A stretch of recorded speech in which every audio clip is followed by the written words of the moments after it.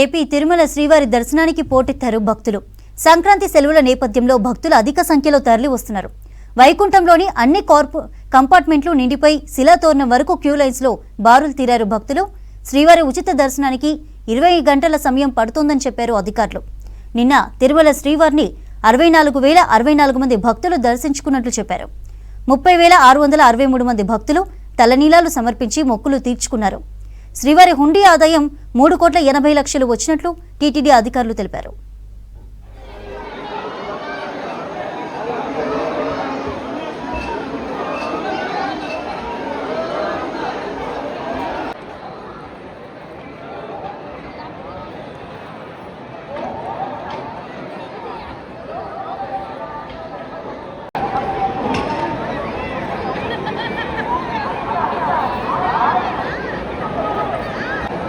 ಕಂಪಾರ್ಟ್ಮೆಂಟ್ಗಳು ಹಾಗೂ ನಾರಾಯಣ ಚೆಂಡುಗಳು ಸಂಪೂರ್ಣವಾಗಿ